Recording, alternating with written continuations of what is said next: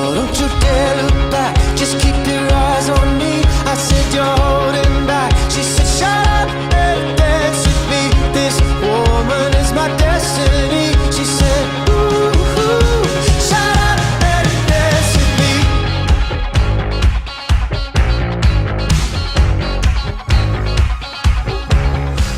Hello and welcome back to KnitScents. I know it has been quite a while since I've recorded. Let's just say 2016 went out with a bang, and 2017 came in with pretty much the same bang 2016 went out with.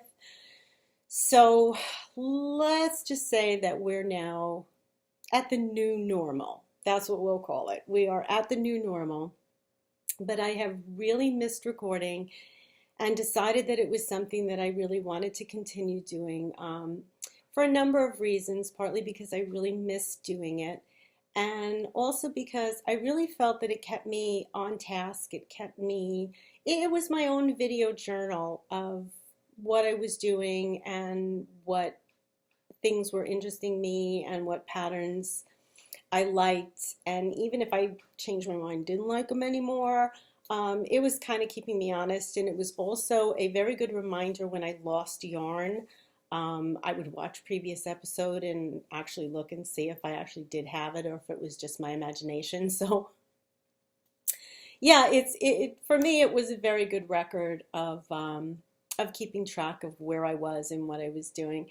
So I really did miss it, and I was hoping to get back into it. And as you can see, obviously you can't tell, but it is actually dark outside. It is nighttime, which in the past I have not been able to record unless it was daylight and it was sunny and I was getting enough light. And I got a tip from a fellow YouTuber. I was actually gonna get lights and the whole thing, and I really didn't want to do that. And I got a hint from a fellow YouTuber who has been recording and doing it for over 6 years. And she's like, I never did that. She got 2 OT lights, and that's what she was using. So I went to Joann's, and for 50% off, I got myself 2 OT lights, which will be great for when I'm actually knitting and need the light. But I cannot believe that I can actually now record in the dark anytime, day or night, which is fabulous considering the schedule that I've been functioning under. So that's really, really nice. I hope that the lighting now is better and that it's better for you. It makes for a better recording. Oh my goodness, I don't even know where to start, and to say that I am totally out of practice is a complete understatement. So this is probably going to be an extremely discombobulated episode, which again is really nothing abnormal for me, but this might be even more discombobulated than usual. But that's okay. We'll jump in, we'll get our feet wet, because I have been very, very busy knitting and just stretching myself, getting out of my color zone, just trying new things. Just that's been my thing for the past few months, is new patterns, new ideas, new colors, things that I normally wouldn't do, as well as sticking with my usual, when I feel like going back into my box, I go back into my box. So this episode is going to have works in progress. I have some finished objects that I don't think I've shown before. There may be one that I showed that I hadn't blocked, but it's blocked now. I still have, just a tremendous amount of blocking to do, but I did get to block some things. And I do have some other finished objects that I don't think I've shown before. I know one that I hadn't even started. So I have some FOs. I do have some stash enhancements, some of which actually came in my mailbox today as I was hauling in my outlights. I stopped at the mailbox and picked up one of the things that I had ordered. So we have all of that, and then very little in the way of Scentsy. I'll just go and just explain what's going on with that. I really don't have anything to show you. We're in a transition month, so hopefully in the next podcast we'll pick up. We'll pick up with that again. So without any further stalling, let's jump into what I have been working on. I decided this year that I was going to join the Desert Vista Dyeworks Sock of the Month club or whatever. It's not really a club. It's just something Susan's been doing for the past 2 years. This is the third year. And what you do is you knit a sock, any pattern, any sock that you like, once a month. Start on the 1st and this month on the 28th, but usually on at the end of the month. And you post a picture, one picture of the yarn, and then in the same post you put a picture of the finished sock. And then I think after a certain number of months you get a discount in the store, and if you complete all 12 months you get, I think, a custom dyed skein of yarn for those that have finished. And Susan is always, I love Susan. I have had the opportunity to meet her several times. She is probably one of the smartest women I've ever met. She is funny, and she is so generous. She is just such a good-hearted person.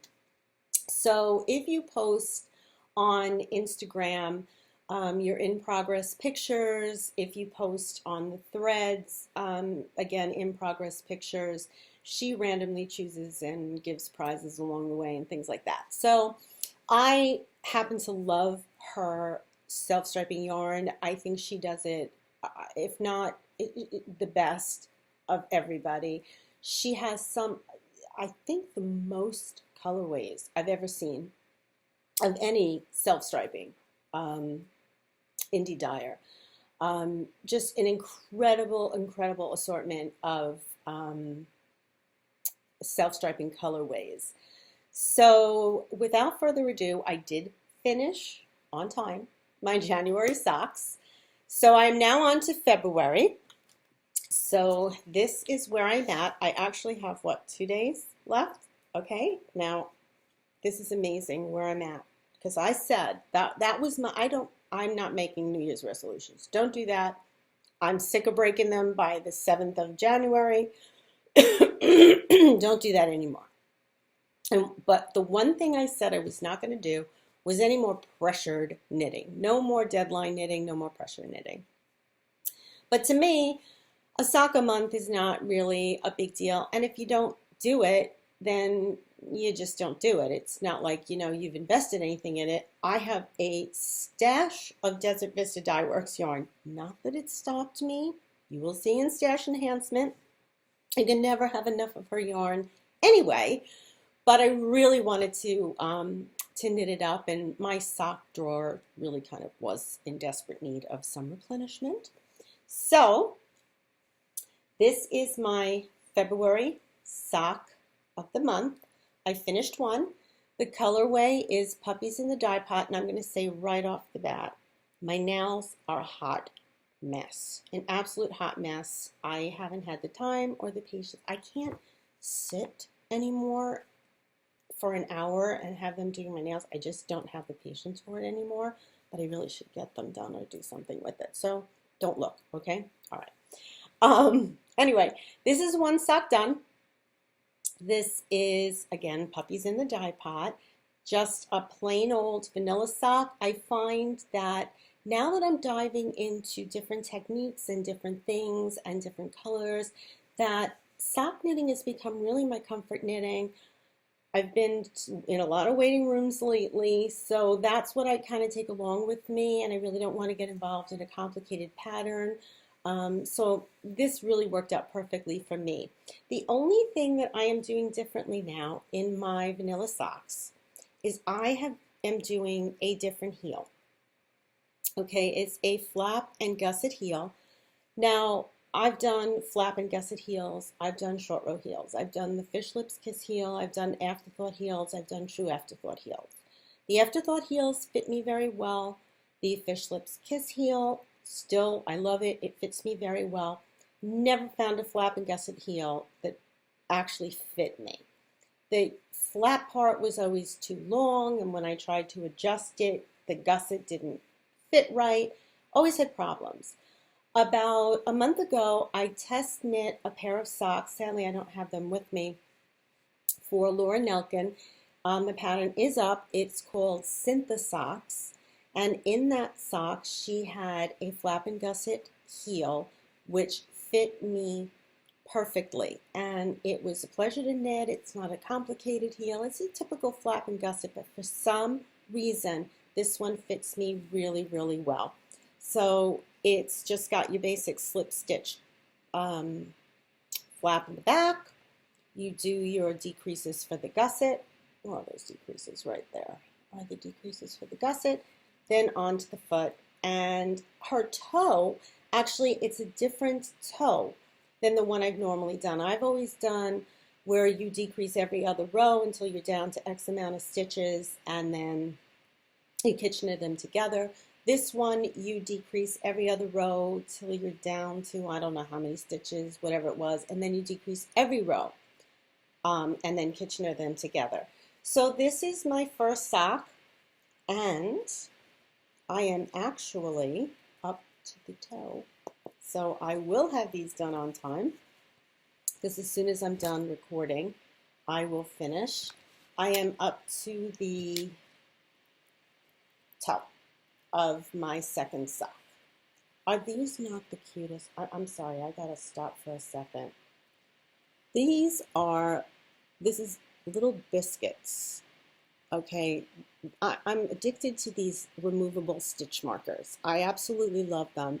And there is a store on Etsy called SucreSucre, I think that's the name of it. I'll link it below, where she does these unbelievable hands crafted from polymer clay, I believe it is, food type removable markers. And I just got addicted to them. I have one that looks exactly like those cupcakes with the squiggle in it, a brownie sundae. If it's food, I'm all over it. All she has to do is a ketchup bottle and I'll be all over that one. But at any rate, just stop to say that. So I've passed the heel. I've knit up to I do 7 1/4 inches from the back of the heel to where I start my toe. And what's really exciting is that these socks, now let's see, so I can get these the right way, are actually, look at that, with the heel and all, they are looking to be identical twins. Can you beat that? Okay, that was an accident. A happy accident, but it was an accident. So that's work in progress number 1, and like I said, that's been keeping me busy on appointments and waiting room, and at night when I really don't have the brain power to exercise on something else. But I really do enjoy always having a sock on the needles, and I kind of do like the fact that there's at least some point to getting it done in a timely fashion, because otherwise I suffer from single sock syndrome terribly. I hate to tell you, I should actually just wear them mismatched. So that's one project. I have new stools, and I can now toss, and it's actually going to land on something as opposed to the floor. Okay, the second thing that's really been keeping me incredibly busy, absorbed, and I am loving it to pieces. I had taken a class with Romy Hill at SSK last summer, and I absolutely just love Romy. She is so, I don't know how to explain it, just so soft-spoken, so knowledgeable, and so encouraging that she does incredible lace work, just absolutely incredible lace work. And she had all of her shawls laid out, and I'm like, there's no way. I mean, there's no way I have the patience to do that. I could never follow it. I'd drop a stitch and I'd be terrified. She's like, you can do it. It's not as difficult as it looks, whatever. And she came out with a Craftsy class. I believe it's called New Directions in Lace by Romy Hill. And that's the class I enrolled in. And the pattern is for this shawl. I hope you can see it. It's called, yeah, it's New Directions in Lace. And the name of the pattern is Fiori Autunnali. And I just absolutely went crazy when I saw that. So let's see if I can pull up this picture of it. So I took the class and it was very interesting. And I'm thinking, well, I'm going to give it a shot. What's the worst that'll happen? It'll go in the UFOs with the other 500 UFOs I have that I never finished. I was obsessed by this. I haven't really been able to put it down. One of the best parts of the class, now I have tried, let me explain the construction and then you'll understand what oh God, there's piles everywhere, what I'm talking about. The shawl, maybe I'll use the picture, that'll be easier.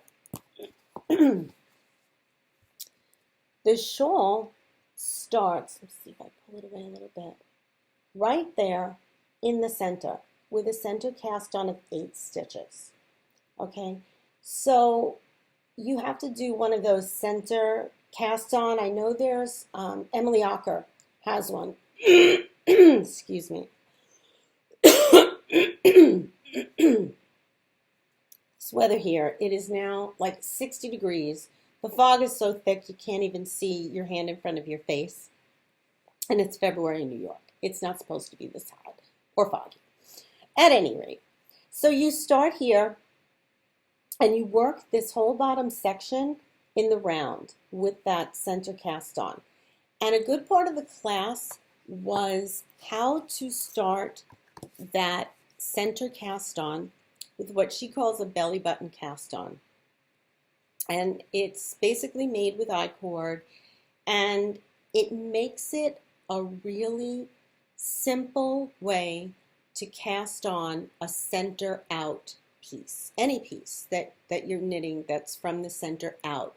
Particularly, and the Emily Ocker, I love that cast on, but it is very tricksy to do when you're using fine lace weight yarn and only casting on a few stitches. It can get very slippery and the stitches start to fall off and it's very frustrating. Like I said, I had tried it before, still sitting with the yarn. After 8 attempts, I gave up and said no. Now I don't even remember what shawl it was. If I did, I would go back and do it. But here is where I am at. Let me just pull out this little bit of yarn that's left. I am using Miss Bab's Wild Silk in the Roasted Pumpkin colorway, which is actually what is used in the sample. I'm trying to find first the center. This is the center start right there. And you can see how nicely that came out using that belly button cast on that she teaches in the class. And then what you do is you follow the pattern all in the round until you get to what's the bottom here, okay?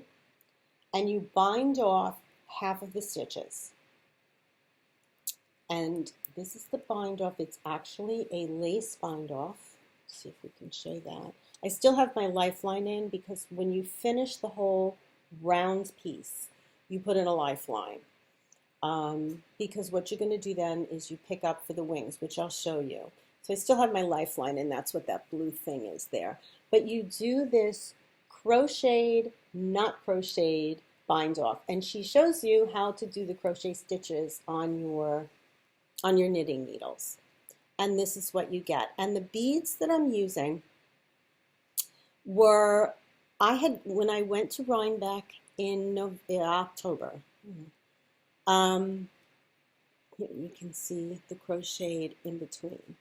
Okay, and obviously this will block out and you'll be able to see it much better. And it is partially beaded. Great, now I got feathers on there. Okay, it is partially beaded, and the beads that I used were from Bead Biz. I had purchased them at Rhinebeck this year, and it was a mix. It was called Topaz Mix, and it was all different types of beads. It was some matte beads, some darker beads, some lighter beads, and I thought because it's not a heavily beaded shawl, and it has obviously very heavy lace, you know, a lot of lace pattern. I really didn't want the beads to take away from it, so I thought that the mix would be really nice on it. So let me just get this now back oriented the right way. And I have already finished. Once you bind off the bottom half, which is that's the bottom half, then you no longer work in the round. Then what you do is you divide, and you divide for the two wings of the arms, so to speak, of the shawl. So here's the center spine, that's the center back, that's the bottom. This is one wing, which I have completed. And you can see it's basically just a repeating lace pattern until you get to the end where it becomes like these beaded flowers right there. And again, you do a very similar crocheted, but not crocheted, beaded bind off. And these will become the flower petals of the wing. So that's, I've done the bottom, I've done one wing, and I have, I think, 2 more repeats of this same chart. There's one chart that you repeat 8 times on the wing, and then there are 2 other charts that will make those flowers on the end and then the bind off, which will complete the shawl. So I'm really excited. I have been working on this a lot. I've really, really been enjoying it. I did use lifelines. Fortunately, I have not had to use the lifelines, but I did put them in just in case, because it was a lot of work, and I figured, well, if I mess up that bad, I really don't want to rip the whole thing out. So I did take advantage of the lifelines, but if you're thinking like I did, there is no way, it's too complicated, it's too much lace, it is actually very repetitive, number one. So and there are rest rows. Okay, this is not double-sided lace, it is single-sided lace. So even on the section that you're knitting in the round, every other row is just a plain knit row because you're in the round. So there is no purling on that part. But on the wings, you purl back every row. So, and like I said, you're repeating one chart 8 times, so you do get used to it. And if you take a look, it's pretty easy to read your lace. And that I really think is the skill to lace knitting, is being able to read your lace. Because if you can tell where your decreases are lining up, if you can tell where your yarn overs are lining up, you can tell where, if you've made a mistake, you can pretty well catch it as you're making it, as opposed to saying, you know, 3 rows later, my count is off, something's wrong. So I really think it's worth learning how to read your lace. But again, if you're looking for an exquisite lace pattern that looks so much more complicated than it is, I would highly, highly recommend this. Romy is pretty much always available online. I know she's answered questions in the class if you have them, post pictures and whatnot. But this I started in January. So this is not, for me to get this far in like a little over a month is almost miraculous. So it's not a difficult knit. I will say it gets to be take a little bit longer when you're at that very end of the part that you're knitting in the round, where the rows get very long. But once you bind off the bottom and split into the wings, as you can see, each wing is not that many stitches. So it's pretty quick to knit up each of the wings. So that's really been taking a lot of my time. I've been enjoying knitting it. I don't know if I had shown this before, but I will show it now. It's the tool that I use for beading. If I can find it in my bag, here it is. There are two of them. This one is a Fleegle Beader.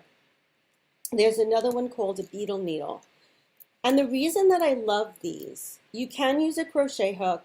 There's a great class from Lauren Nelkin, beading with lace beading or knitting with beads, I believe, also on Craftsy, where she really goes into detail on how to choose beads, how to place beads, how to pre-string beads. I mean, all things about beads. So you can use a regular crochet hook, it's just as well, but I actually use what's called a Fleegle Beader, and I love this thing. If you can see, it's got a tiny hook right there. And that's what you hook your yarn into, so it works exactly like a crochet hook. But the reason I like it is because if you are using a crochet hook, you have to take a tray of beads. If I take a tray of beads anywhere, even sitting down in a chair, on the sofa, somebody, a dog, a cat, a kid, even me, someone is going to jump or knock over that thing of beads, and there's going to be beads everywhere. And I'm sure if you look at my wood floor in the little cracks, it's very shiny because there's a lot of beads there. This, you can preload, and you can put a good amount of beads onto this, and they stay on here. So you just take the top off, hook your beads on, go about, put this back on, your beads stay where they are, and you go on your way. So if you're into beading, if you haven't heard of this yet, and if you use the crochet hook method, you might want to look into this. This, again, like I said, is the Fleegle Beader. I'm not sure if I got it from the Gossamer Web or if that's the website, if that's the company that makes these. I'm pretty sure the Loopy U used to sell them, but if you just even Google Fleegle Beader or beetle needle, either one of those, they both work exactly the same. I think that's a great way to bead. Okay, so we got that out of the way. Third thing, this had a little bit of a mishap last night. I know I've mentioned in the past a number of times the M Club from Lauren Nelkin. I did join for 2017 because I had to. And the first project that she did that came out was not a mystery. It was an exclusive pattern, and it was called Brioche Booster. And here is a picture of it finished. That's what it looks like. It's a cowl. And I think, I'm going to just check, but I think it's Feederbrook Farms. Yes, Feederbrook Farms Entropy. The yarn was absolutely just gorgeous, is the only thing I can say. To me, as a spinner, it looks hand spun. It really does. It looks hand spun, like hand spun yarn. And I can't say it's a variegated, I'm going to say more, it's a multicolored. But this is the yarn that we're using. I haven't gotten too far with it. And as I tried to get farther last night, disaster struck. But I did get it started, and it's basically an assortment of patterns that you knit this in a tube. So you can see it's provisional cast on, and you knit it in a tube. And what we're going to do at the end, when we're all finished with the knitting, is graft the two ends together so you have that flat cowl that's essentially a tube. Each of the sections is separated by garter, so that was easy enough. And the first section was actually a brioche section. And what you do, as opposed to having two different balls of yarn, is you pull from the end and then pull from the center, which made it super easy. I happen to love brioche knitting. I think that it's one of those things, and there are 2 classes on Craftsy that do go into brioche knitting. To me, it was one of those things where when someone showed it, it can be so complicated and confusing and difficult to pick up. I think it's one of those things where if somebody just simply shows you how it's done, you're like, this is so simple. How did I think this was complicated? It really is. It really, really is not a difficult thing. It's just getting the hang of going through. Each row is 2 rows and getting the hang of your knits and purls. Other than that, it's really, really, really simple. So if you like the effect of brioche, I would suggest taking one of the classes on Craftsy, or if you know somebody who does brioche, just ask them to show you, because it's not only a simple technique, it's really fun. It's a lot of fun. Some brioche is reversible. You can have directional decreases and increases. It really is it's a fascinating technique. It's really what it is, and you can make really different looking, interesting designs using brioche.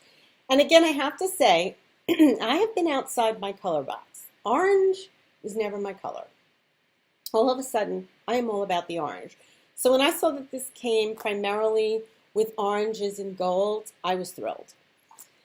But here's what happened. Last night, I was rolling along, and the lace, it's a beaded lace pattern, the first lace section here. It's not a hard section. It wasn't difficult. The pattern was as clear as a bell, and I was paying absolutely no attention. Came to the end here and was just missing a ton of stitches. I don't know where they went. I don't know what happened to them. They were gone. So I'm thinking to myself, well, I took the lace surgery class with Romy Hill. I took the lace surgery class with Laura Nelkin on Craftsy. I'm a lace surgery expert. I'll just rip it back. Yeah. Well, I did, and I had moderate success. Here's the result. See that gaping hole there? I don't know where it came from. I don't know why that hole is as big as it is. I'm assuming something got messed up there someplace, because what happened was when I dropped all the stitches back and I pulled all the threads out and pinned them like you normally do, all I had left was 1 stitch. And then I realized the reason was because this whole column was built up with yarn overs. That's where all of the extra stitches came from. And then there was 1 double decrease somewhere in the middle. The bottom line is, you see this? I can live with it. And my stitch count is correct. The only thing I was concerned about was that there wasn't a loose stitch that would travel down later on when I went to block it. There isn't. I've pulled. Nothing came loose. Therefore, we're going to proceed on as if nothing happened. So that's where I am so far on this. This is, again, the Brioche Booster, and it is a cowl. It is a pattern by Laura Nelkin. And, at first I thought, I'm not really crazy about it. I don't really see the color changes, but I really am seeing them now. So I'm actually liking it. And this is, let me just check, because I'm almost sure that this is a Cormo. It doesn't say here, but this is Feederbrook Farm Entropy, and I'm pretty sure it's breed specific. I'm pretty sure that this is Cormo yarn, and it is so soft. It is really just a pleasure to knit with. I'm enjoying it. Again, it kind of hasn't gotten as much love as I would like to give it, but I'm back on track with it. Mistake or no mistake, we're pressing on. We're going right ahead. Okay. And the last thing that I am really actively working on was something, I don't know, it just caught my eye. I was browsing Craftsy, which is, you can tell, if you can't by now, that I'm a Craftsy fanatic. And there was a class offered by Gudrun Johnson, and it was on the Hap Shawl. And I had never knit a Hap Shawl, and I was looking at it. I downloaded the class, I started to watch it, and I was going to do the half hap. And then I was like, you know what, go big or go home. So I decided I'm going to do the full hap. And again, I have made a lot of progress. I was really surprised at how fast this went along. And let's see if I can find the right side. Yes, okay. What you do for a traditional hap is you start at a corner and you knit a square. So you start with just, I don't know if it was 3 stitches, whatever it was, and you do a yarn over on each edge of the needle. So when you're finished, you have one big flat square. Well, this is going to be a little difficult to show, but you get the idea. Then when you're finished, you go and you pick up all the way around the 4 edges of the square. Let's see if we can get the other one. Here's another corner here. And that's when you start to work in the round. So this is knit flat, and then you pick up all the way around, and you can see where I pick up. She actually shows you in the class that there are 2 ways to pick up. I picked up through the front loop, I believe, which gave me this crisscross pattern that you can see here. If you pick up through the back loop, you get more of an open, straight pattern. And then follow the pattern out with some yarn overs here, and then you go into what I found out. We call it feather and fan, but the pattern is actually in Shetland referred to as the old shale pattern. And again, it is super, super easy to do. And she was explaining that it's chosen because of its simplicity so that children can actually start knitting very early. You only have lace every 6 rows, and it's the same pattern. It's the old shale, feather and fan, whatever. You do every 6 rows. In between is all garter stitch. And then you just have these color changes. And what we found in the class, which obviously I wasn't paying attention because I did it in reverse, is it's supposed to go from dark to light and then back out from light to dark. But that's okay. I got the first half finished. This was actually like the middle section, and now I'm going to be repeating this part where I'm going from the light gray, we'll go to this greenish, the lighter of the orange, and then the border is done. So this is considered the main section. Then we have the border, and this will be finished. Oh gosh, if these come off, okay, let's put this down before we have another catastrophe on the level of yesterday. Excuse me, but I dropped my ball. Never a good thing. Okay, so we're going to put this back in here. And I'm going to go over to the picture. And what I found was that hap shawls were traditionally knit as baby blankets, as you can see. And because they're square and they're large, but if you fold it in half into a triangle, it becomes a lovely shawl. And you can see when you finish the color work, here is, and it's, I know it's difficult to see there. I don't know if there's a better, here's a better picture maybe. No, that's actually not.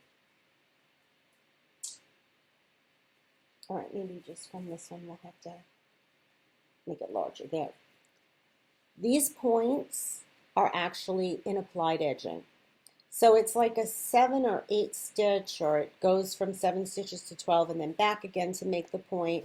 But it goes back and forth on a single, with a double point needle, and then you end up binding off as you attach this applied lace edging, and that's how you finish it off.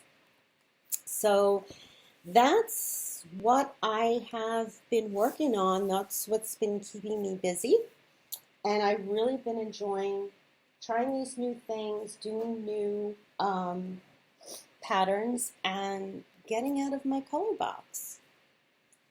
So let's get into some finished objects. Some of them I think you've seen before. Actually, I should have left this open because, let's see.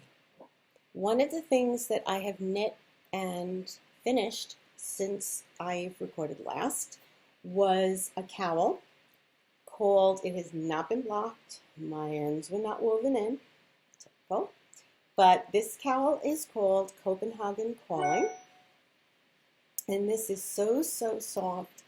I have to tell you, I have to be honest here, I don't know what yarn I used.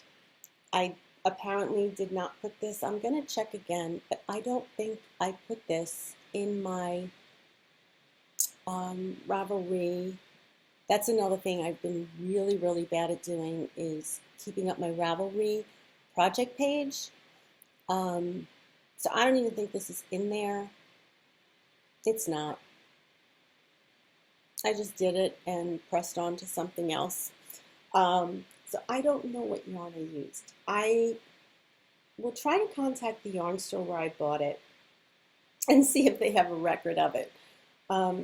But this was a fun knit. This actually, it's ribbing, and then it was mosaic knitting, which I found was really interesting to do right there. And then this was some lace knitting on the ends. Oh my God, these lights are so bright, they're like glaring at me. But again, I went outside my color box with this, and this was never, I would never even think to go into these colors, but I really actually, I do like them. So I have to block it. It was a fun knit. It was very quick knit. So again, if you like it, I would highly recommend it. It is called Copenhagen Calling, Copenhagen, however you pronounce it. So that's one finished object. Another one is, I believe this was the Ducenti. Yes, the new Ducenti, which was the last of the M Club patterns for 2016. And I don't know if I had shown it before, but I did finish it.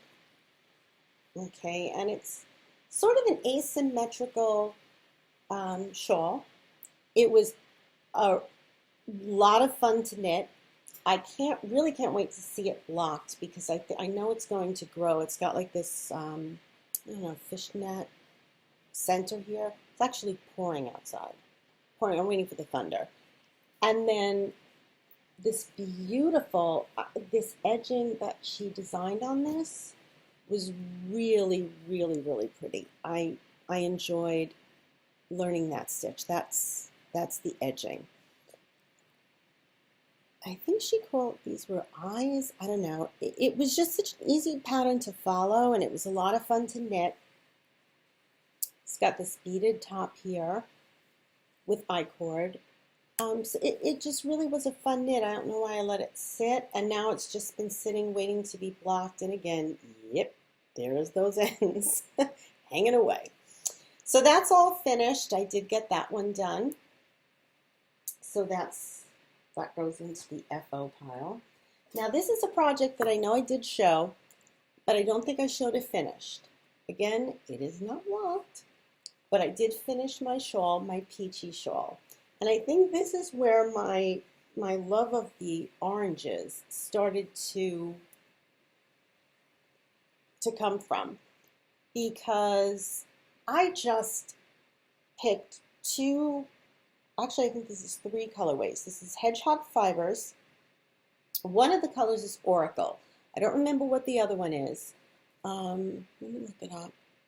Because that one I think I did put in my notes. I did. Okay, let's see. I used Hedgehog Fibers Skinny Singles in Oracle Sandcastle. That's the slider color, is Sandcastle. Oracle, and I know that the orange on the bottom is Madeline Tosh. Actually, it's neon red. And this sucker is huge. Okay, so I'm going to get up, actually, and show you. This is not blocked. This isn't even blocked. It is huge. And this is from a book, it's from a trilogy of brioche patterns. I have not done the other two. I've not gotten around to it. I did join Hedgehog Fiber's Skinny Singles Club again starting in March. So I will be getting 2 skeins of Skinny Singles for the next 3 months. So I likely will do another one of these trilogy ones, but as you can see, it is reversible. Okay, the brioche, is it reversible? It is reversible, but I don't think I like that side on the garter part. That's really interesting because the brioche part is reversible. Let's show that. You can see where you can see the lighter, and this shows brioche in a much better than the other pattern did. You can see you have contrast there, and if you flip it to the other side, then your knit stitch is primarily the opposite color, and your purl stitches in the center reverse. And that really shows the beauty of brioche, which is really why I love this stitch so much. And it's much easier to do than it looks. And this actually had an I-cord bind off, and I think that's what sent me into the tailspin. That was a lot of I-cord bind off there. Yeah, it really was. But it is big, it is huge. I love it so much. I actually am not sure where I'm going to block it. But it's done, it's finished, and I love it. Another finished object. This, I did block 2 things. I did get to block 2 things. I know I've shown this before. Again, this is a brioche piece of work. Oh my gosh, don't look. I did weave them in. I did, I promise. I didn't trim them. But I did block my brioche cowl also from the M Club. And it took on, I couldn't believe how different in texture the brioche feels after you block it. And this is just so much fun. It is just a fun, really soft, I love it cowl. So that was blocked, that was finished. Will I wear it? Probably not. I don't wear anything I knit. I don't know why. I do wear my socks. That's about it. But this blocked very nicely. It was very easy. It actually dried much faster than I thought. See what happens? I wove in every single end and then went back and forgot to trim them all. Go me. Okay, that's done. And then one more that I did block, and that is the Meta Shawl that I believe I did show working on it. And again, this is huge. This was interesting to block. I tried to block this on my dining room table, and I ran out of room. So I ended up blocking this in my, and I didn't want my cats getting at it because they had already started to put poles in it, and I was like, no, this is too much work. So I ended up using my daughter's desk, and then we took a stool with an ottoman. Let's just say the whole side of her wall was taken up with Meta. But Meta is now blocked. My ends are woven in, and I have actually worn it, which is really amazing. But again, this was another Laura Nelkin M Club pattern that I finished. I did finish all of 2016 patterns. I'm already behind on 2017, but that's okay. It's only February. So that is all of my finished objects. That is all of what I've blocked. There's more. There's a lot more stuff that I was working on. I really didn't want to pull everything out and have a 3-hour episode of everything that I've been doing in the past few months. But that's really those 3 or 4 projects. That's actually really what I'm working on right now. So I figured that will bring back hopefully next week. Let's try. We're going to really aim, now that I'm not limited to recording only when the sun is out and it's bright and light in the house. And now that they actually can record when I have time to record, that's a good thing. So those are the finished objects, some of which, like I said, I know I had shown along the way, so I was hoping to show them finished. And that's what I've been working on. So let's go into stash enhancement because, and again, there's no way I could even remember what the heck came in and out of here in the past 4 months. So I'm going to show you some recent stuff, and actually what was in my mailbox today. And I think I ordered this, if not yesterday, then it was the day before. See, today's Saturday. It was either Thursday or yesterday. I cannot believe how fast this came. But this I ordered from Knitty City, and I couldn't believe, look at the cute bag that they sent this in. Knitty City is a local yarn store actually in Manhattan, and it is a wonderful store. If you ever visit New York, if you ever get into Manhattan, take the trip down to Knitty City and go see Pearl. It's a fabulous store. They have an incredible selection of yarns, new yarns, traditional yarns, and they're an incredible group of people. They really, really, really are. So if you get the opportunity to go into Manhattan, Knitty City is on the Upper West Side. I believe it's on Broadway and 78th, but don't quote me on that one.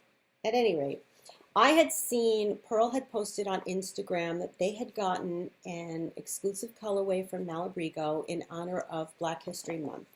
And I saw this colorway and down the rabbit hole. I wasn't even waiting to go into the city to grab it. It is called Harlem Renaissance, and this is the colorway. And I absolutely just folded like a cheap lawn chair.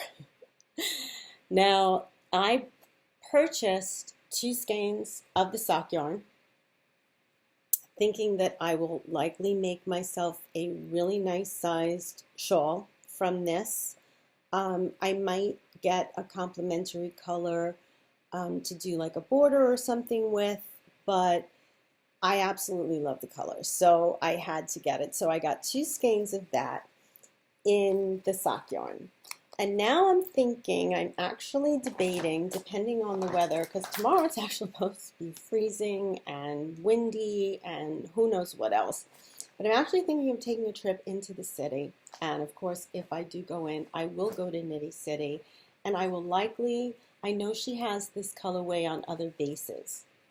So tonight I will likely see what you can knit with the other bases from Malabrigo. I don't think I've really had, I'm a fingering kind of gal, so I'm not too familiar with their other bases, but I may look them up, see what you can make, and come home with some more. So that was one. The other thing that I did get recently, and this will be for my March Desert Vista Dyeworks socks. M is for March, and M is also for Murder, and that's the name of the colorway. Let's see, M is for Murder. And I apologize for the crinkling, but I don't even know how to get this open. Well, anyway, let's just try not to crinkle too much. That's the colorway. I loved it. It's on her sparkle base. I cannot wait to start these. I'm debating whether or not to do a fish lips kiss heel with these, but seeing as how the other heel has been matching up so nicely, I think I'm going to stick with that for this, but love, love, love the colorway. So this is, again, from Desert Vista Dyeworks, M is for Murder, and this is on her ZN base, which is her sparkly base. So that was another thing. And then I had actually canceled my Yarnbox subscription for a while because it got to be too much. I mean, I had no place to put it. It was just, I was starting to get yarns that I really knew I wasn't going to use. And then they sent something out saying that the March box or the February box, whatever, was going to be so special that, you really give it a try, blah, blah. And I'm like, all right, I'll try it. Well, it was. Of all colors, it came in. It was orange. And what was the surprise? It was Miss Babs. Yes, 2 skeins of Miss Babs on her Yummy 3-ply sport weight yarn, which I don't have. I don't have much sport weight yarn. I don't have a lot of worsted yarn. I could probably knit a cozy for every monument in Manhattan with the stock weight yarn that I have. But that's about it. So this came 2 skeins. I think it's Gloriosa is the name of the colorway. And it's actually a very soft orange. It's not an in-your-face neon orange. I'm going to say I see almost peach tones in here. Love it. Love, love, love it. So that just came the other day from Yarn Box. And if you're not familiar with Yarn Box, every month they deliver a different yarn. The total value of the yarn always adds up to more than what you pay for the box. They do seek out a lot of indie dyers. In fact, I think it's almost always indie dyers, new dyers, and they always include patterns. A crochet pattern, and I think this is the knit pattern. Let's see. Yeah, this is the crochet pattern for this month's yarn, and this is the knit pattern. And is it upside down? I can't even take a set. I'm so out of practice here. But so it includes the yarn, it includes 2 patterns, and sometimes also there's a coupon or 2 in there. What else came in here? What's this? Yeah, there's a coupon for a discount on patterns. So it's always worth the value. And they do ask you what colorways you like, what colorways you don't like, things like that. So you don't really get things that you really don't like. But again, like I said, it got to the point where it was so overwhelming and I was getting so much yarn and I didn't know what to do with it. So we'll see. We'll see what comes in the next one and see if I'm going to stay with that. And the last thing I have to show you also just came, and it is the March, the next M Club project kit. And it is going to be called Creatrix, which this one will be a mystery cow. And this came with, let's see, because the yarn was so pretty. This is Yarn Carnival in the colorway Fire Dancer, 822 yards. So that's my problem with the lights. They wash these things out. Gosh. Okay, I think that's better. It's blue. It's like an aqua blue with some darker blues and a little bit of purple in there. So it came with that. It came with, Laura always gives us candy. Came with some candy. Beads, which I just cannot wait to see how these beads match up with this yarn. Okay, these are actually, I didn't even notice. There's 2 different beads in here. There's a crystal bead and more of a matte bead. That was the one I had noticed. These look like a gold-lined matte bead, which I found really, really interesting. I'm going to have to ask her what that bead is because I really like that. I really like the matte, but the fact that it's gold-lined. And then, if you can see, this is more of a sparkly bead. And Laura always includes goodies in the packages. And unfortunately, I don't have it with me because it's already in use, but it was the Needle Keeper. And if you've never seen the Needle Keeper, these things are great. It's a long tube, and it's open on one end, it's a metal tube, and then it has this plastic thing with, like, you know, those flaps on it. And you basically just slide your needles into it and your stitches don't fall off. Well, that would have been all well and good, except I actually have several Needle Keepers. I bought them about a year or so ago when my local yarn store was still in business. And none of us had a clue how it worked. We tried everything. Do we have to close the end? I mean, we're not, you know, They shouldn't need instructions. You should be able to figure it out. And it was painfully simple, but it was so obviously simple that none of us could figure out how to do it. But the upshot is you just basically stick your needles into the plastic end and they stay in there. And it actually, the reason I like it is because like needle point, the little point protector things can always pop off. And even if you put that clip thing, which I also have, your needles can still do damage. They can poke things, poke through your bag. This keeps the needles in the tube. That's the whole point. So the needles are not flapping around. They're not poking into anything. So if you haven't seen them, take a look for that. They're called needle keepers, and a lot of the youngsters carry them, and they're really terrific.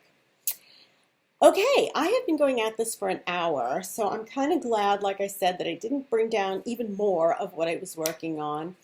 As far as Scentsy goes, I just wanted to mention, the reason I didn't drag everything out now is because we're actually at the very end. February is a transition month, and that means that it's the last month of the fall-winter catalog.